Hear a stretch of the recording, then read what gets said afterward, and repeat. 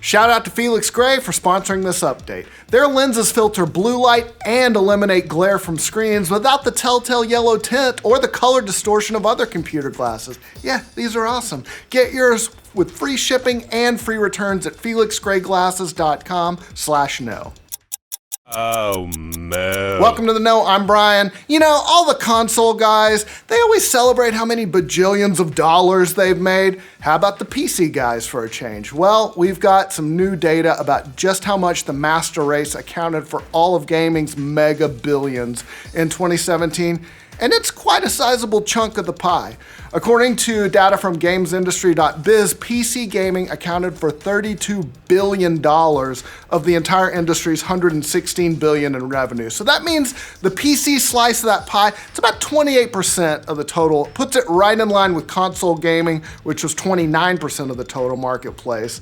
But all that means that, yep, mobile is still the biggest, with dirty casuals like your mom still making up 43% of the overall share. Gotta quit playing that crap, Mom. Anyway, good on you, PC gaming. You had another stellar year. At long last, PlayerUnknown's Battlegrounds is officially released. Yeah, you were just playing the beta all this time. The 1.0 update is live as of this morning. It's got a bevy of patch notes too. Most notably, there's an improvement to serviceability, so that's good. After the launch, they also say they plan on polishing more of the gameplay features like the gunplay and the animation in the coming months. And they also shared that the game has topped 30 million players between PC sales and Xbox Live. So it's a lot of chicken dinners. And if you're worried that the Xbox version is going to hamper or slow down the development of the PC version, Brendan Green, the creator, told PC Games in a new interview that roadmaps for each version will eventually converge. I love it when roadmaps do that. He said, "We want to deliver the same experiences on both. We don't believe in holding one build up above the other." So that's good news all around for PUBG today. Congrats on making it out of early access. Cuphead was one of Xbox's most important releases this year, and it looks like it's gone over really great with Xbox and PC fans alike, which is awesome because it's like a super original concept. It's like a 30s animation / bullet hell game. Developer Studio MDHR announced this week that the game has officially gone double platinum, more than 2 million copies sold on PC and Xbox. Studio co-head Chad Moldenhauer wrote, wow, that's a name, Chad. You need a better last name, dude. Anyway, he wrote on the company blog, "Even in our wildest dreams, we never thought our crazy little characters would be embraced by this many fans from around the world, and we are continuously humbled by your support." That totally sounds like a natural statement. A glance at Steam Spy shows Cuphead got just over 1 million owners on Steam, which means it's got right around the same number on Xbox Live too, so not a bad split. It's one of those little indie games that really took off, kind of like this year's Stardew Valley, so that's cool to see. Did Apple just strike a big blow to loot boxes in the US? Wow, who to root for in this situation, Apple or loot boxes? In a new update to the company's App Store guidelines for devs, Apple added a new bullet point under the section about in-app purchases. Section 3.11, if you're curious about the exact section, it now reads, apps offering loot boxes or other mechanisms that provide randomized virtual items for purchase must disclose the odds of receiving each type of item to customers prior to purchase. So yeah, mobile games that peddle loot boxes now have to disclose the odds for randomized items. That's a tactic we've already seen in several countries like China that consider loot boxes close to gambling. So it's interesting to see one of the most, major marketplaces in the world put out the same kind of rule. We'll see if that has a ripple effect to more platforms in the near future. And hopefully it is, because they're kind of shady. Stardew Valley is getting a lot of new features in a future update, including the ability to respec your character. That's awesome. I don't have to start over now. Eric Barone, aka Concerned Ape, announced the additions in a tweet yesterday. We're going to be getting a new town event that occurs in the winter, plus more what if it's like peeing in the snow? That would be cool.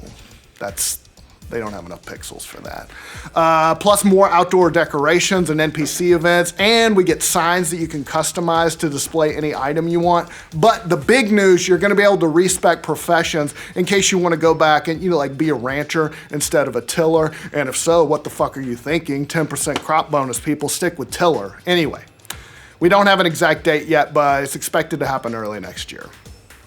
It looks like Marvel's parting ways with the guy who created Thanos. Great timing, Marvel.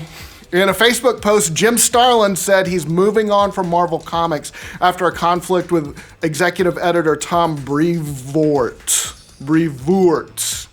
Probably because he has too many O's in his name.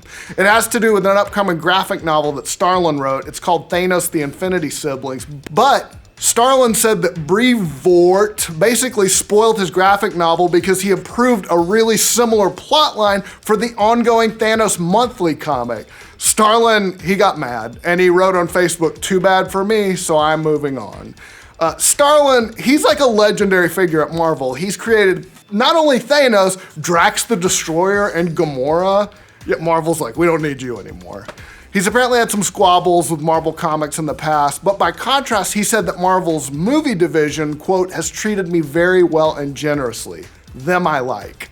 So yeah, it's like when you quit a job and on your way out the door, you're like, fuck you, and you, you're actually cool, and fuck you. Writer-director Rian Johnson has responded to some of the more vitriolic negative responses to The Last Jedi, but he did it in a good-natured way. He said, the fans are so passionate, they care so deeply. Sometimes they care very violently at me on Twitter, but it's because they care about these things, and it hurts when you're expecting something specific and you don't get that from something that you love. That's what relationships are like, Ryan. I don't take it personally if a fan reacts negatively and lashes out on me at Twitter. It's my job to be there for that.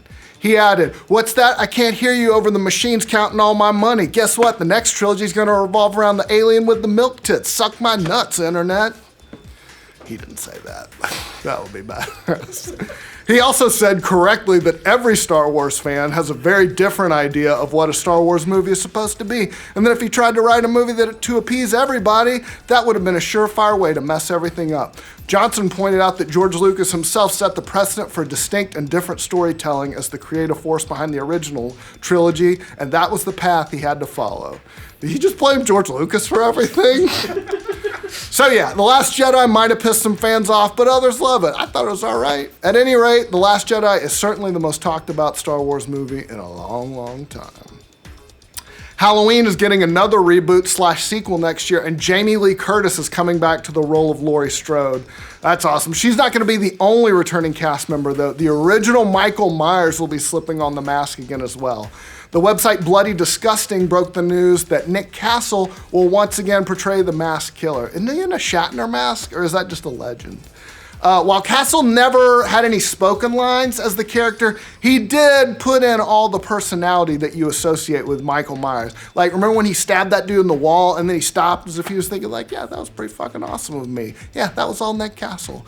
The new movie, which is said to completely ignore most of the sequels, good idea, is supposed to be a direct continuation of the very first movie. So bringing back the original Man Behind the Mask, that's a great way to bring back the original feeling that made the first Halloween such a memorable film.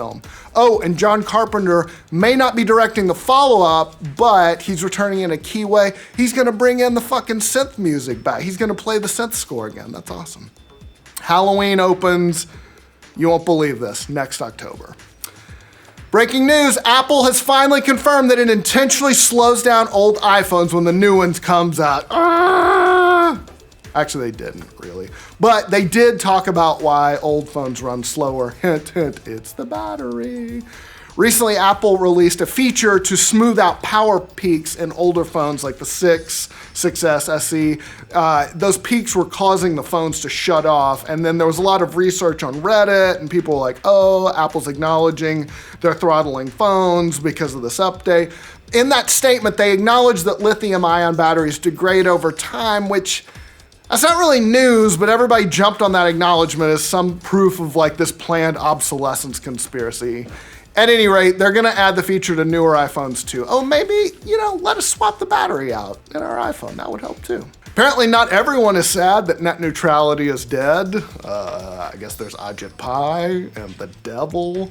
Comcast, the telecom provider, said it's giving its employees $1,000 bonuses after the FCC repealed net neutrality rules last week. Oh, and they're also really happy about the recent passage of the tax reform bill through Congress.